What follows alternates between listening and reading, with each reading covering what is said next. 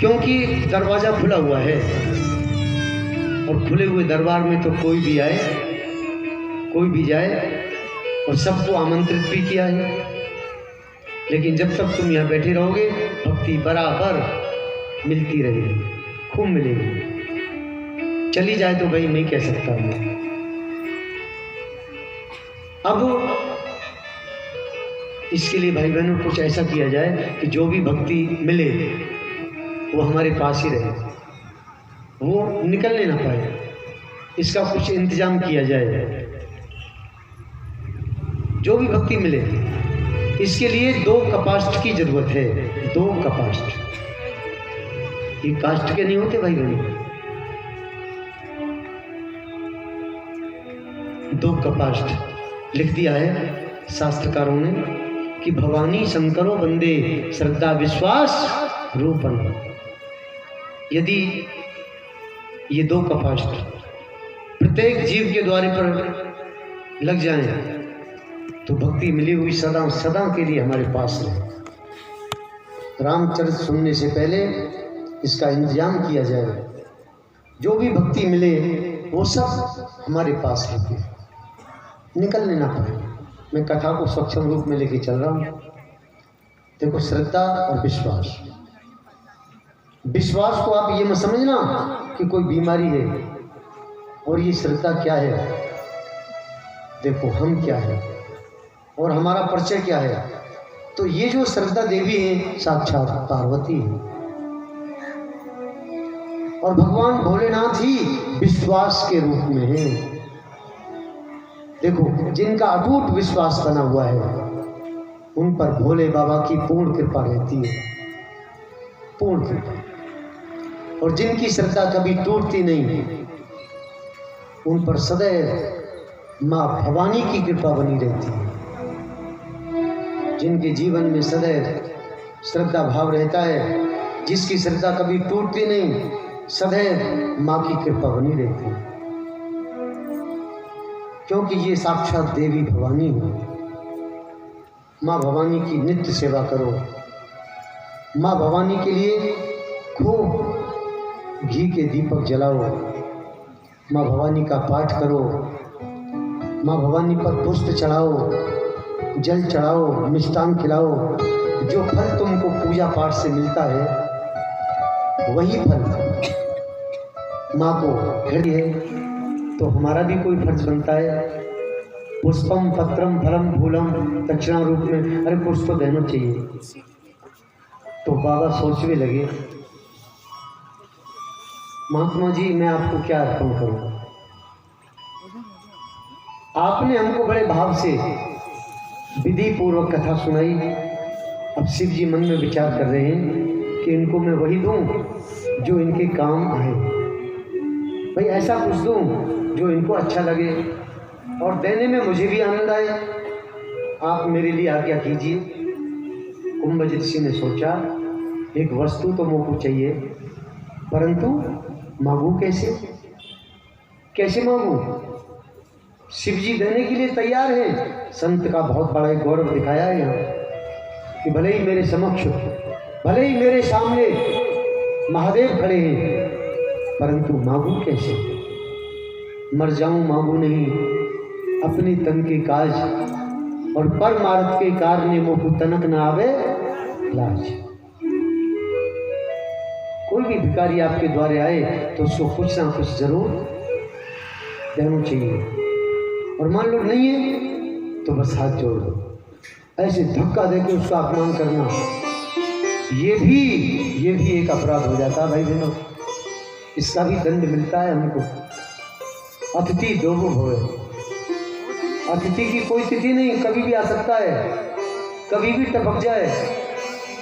अतिथि यदि द्वारे आए तो उसका सम्मान विश्वास के साथ, तो भोलेनाथ की कृपा होगी। कैसे मांगू, कैसे मांगू। बुरो प्रेम को पंथ, बुरो मूरख सो हंसो, बुरी सूल की सेज, बुरो जंगल सो बासो। बुरो प्रेम पंपाल है, बुरो स्वर्ग में भागनो। कभी कंग कहे अकबर से, सबसे बुरो मांगनो।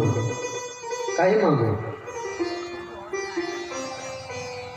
कुंभज ऋषि मन में विचार करने लगे कि भले ही मेरे सामने भोले बाबा खड़े हैं, अब ऐसा कुछ किया जाए जिससे मांगना भी ना पड़े और जो हमको जरूरत है वो मिल जाए। तो कुंभज ऋषि हाथ जोड़कर कहने लगे, महाराज जब आप मेरे ऊपर कृपा कर ही रहे हैं तो कुछ भक्ति के बारे में बताइए। और वो तो त्रिकालदर्शी है, अरे वो तो महादेव अंतर्यामी है। मुख से शब्द निकला वो समझ गए इनको भक्ति की जरूरत है और कथा के बदले में भक्ति को ही दान में दे दिया है। बोलिए शंकर भगवान की। भक्ति सिर्फ दो ही दान कर सकते हैं भक्ति, एक तो संत और दूसरे शिव। भक्ति को ही दान में दे दिया है। संत कृपा जब तक नहीं होगी तो भगवंत की कृपा भी नहीं होगी, क्योंकि पहली भक्ति प्रथम भगत संतन कर संगा, दूसरी रति मम कथा प्रसंगा, गुरु पद पंकज सेवा तीसरी। संत कृपा होने पर ही भगवंत की कृपा हो जाती है भाई। भक्ति कोई दान में दे दिया है, ऐसे दातार है वो। कर्पूर गौरम करुणा सहितम, भक्ति को दान में लेकर के कुंभज ऋषि मानो मुझे आज सब कुछ मिल गया। तब कथामृतम तप्त जीवनम कविभिरीडितम कल्मषापहं सुवर्णमंगलम श्रीमदाततं भुवीन ग्रंथ ते भूर्याजना। प्रीति गोविंद से करो, प्रेम करना है तो मेरी कन्हैया से करो। यहाँ का प्रेम धोखा दे सकता है, लेकिन प्रभु से किया हुआ प्रेम वो सार्थक, और मृत्यु के समय यही साथ देगा। जीवन का जो आनंद है वो गोविंद के ही गुणगान में है। साधन भक्ति के बगैर तुम गोविंद तक नहीं पहुंच पाओगे। रामचरितमानस की कथा सुनते सुनाते विषय चर्चा करते हुए कुंभज ऋषि महात्मा के यहाँ महादेव बहुत दिन तक ठहरे। त्रेता युग का समय, भगवान श्री राम का प्राकट्य हो चुका था।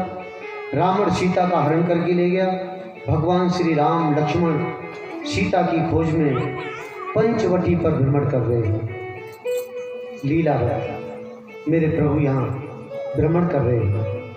शिव और उनकी जो धर्म पत्नी है सती, वो वहाँ से निकल कर जा रहे हैं। लिखते हैं बाबा जी,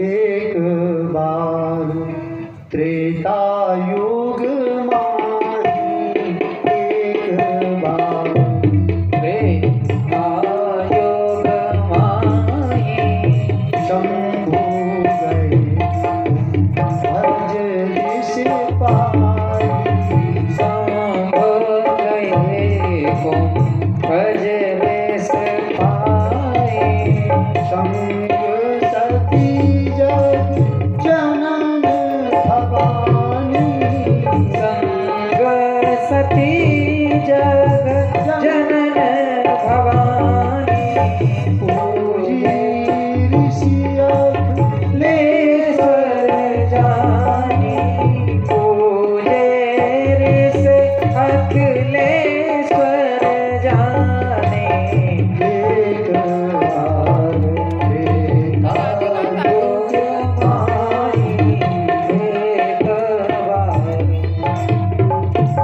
त्रेता युग की बात है।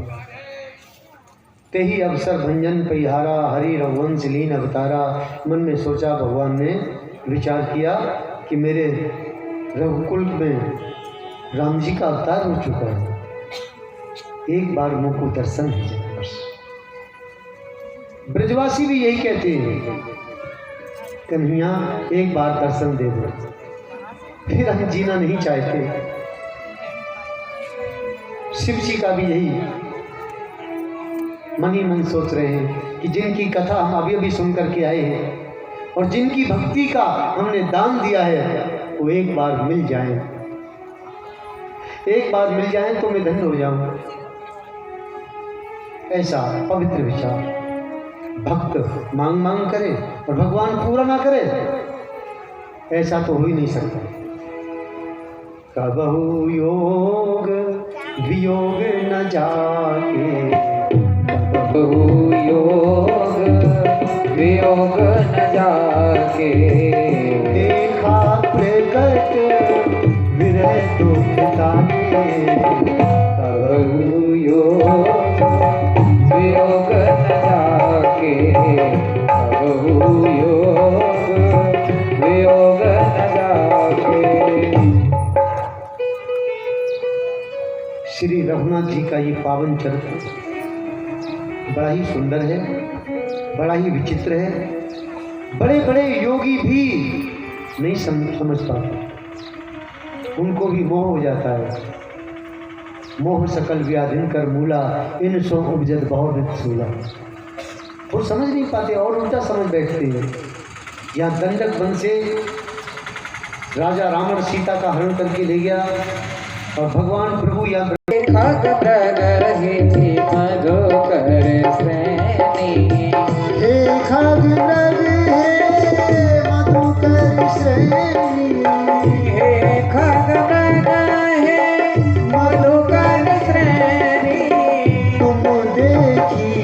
सीता मृग ने, ओ तुम देखी सीता मृग ने। हे खगमृग, हे लता पताओ, तुमने मेरी जानकी को कहीं देखा है? देखा है तो बताओ। वही मुद्रा में, कातिर मुद्रा में यहाँ मेरे प्रभु घूम रहे हैं। शंभु समय ते ही राम ही देखा, उपजा ही अति हर्ष विशेषा। शंभु समय थे, समय को देखते हुए जैसे ही राम जी के दर्शन हुए बस विचार किया और ब्रज वेश में जब उनको देखा, राम जी के दर्शन पाकर के शिव जी धन्य हो गए, गात पुलकित हो गया, महादेव का कंठ अवरुद्ध हो गया। आज शिव जी दर्शन पाकर के धन्य हो गए। देखो, एक तो यूं ही दर्शन हो जाए वो तो एक अलग बात है, और जब अपने इष्ट के दर्शन होते हैं ना, जब अपने गुरु के दर्शन होते हैं बहुत दिनों के बाद, तो भाव बह निकलता है। आज दर्शन हो गया है, आंखों में अश्रुधारा बहने लगी और दूर से ही हाथ जोड़ लिए, हे सच्चिदानंद जग पावन, ऐसा कहकर के प्रणाम किया है। उनके नेत्र बिल्कुल पुलकित हो गए, आंखें भीग गई है। सती ने उनकी ओर देखा, सती सुदशा शंभु के देखी। यूं ही दर्शन हो जाए वो तो एक अलग बात है, लेकिन भाई बहनों ये सत्य मानो आप, जब वर्षों के बाद जब गुरुदेव के दर्शन होते हैं नहीं, जैसे राम जी सबरी की कुटिया में आए तो सबरी विस्मित हो गई, क्या खिलाऊं क्या पिलाऊं, विभोर हो गई है। तो ये भाव की बात है भाई बहनों, भक्त का ऐसा ही भाव होना चाहिए। आंतरिक दृष्टि से जब दर्शन होते हैं तो भाव बह निकलता है। इतना आनंद आया, इतना आनंद मिला कि शिव जी पुलकित हो गए, लीन हो गए। और सती ने जब महादेव जी की ओर देखा तो एकदम संदेह पैदा हो गया। सती सुदशा शंभु के देखी, उर उपजा संदेह विशेषी, और हाथ जोड़ करके पूछ भी लगी। शंकर जी की दशा जब देखी तो बड़ा आश्चर्य हुआ। पूछा, महाराज कौन है ये जिसने आपको सच्चिदानंद कहा? सती एकदम आश्चर्य में पड़ गई। इन दोनों में से किसी की पत्नी को कोई उठा कर ले गया। इनको तो ये भी भान नहीं है, लता पताओं से तो नहीं पूछे, तुम देखी सीता मृग नैनी।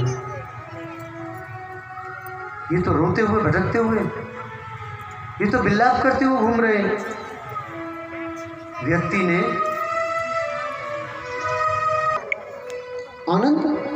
आनंद कोसों दूर तक नहीं, ये कैसे सच्चिदानंद है?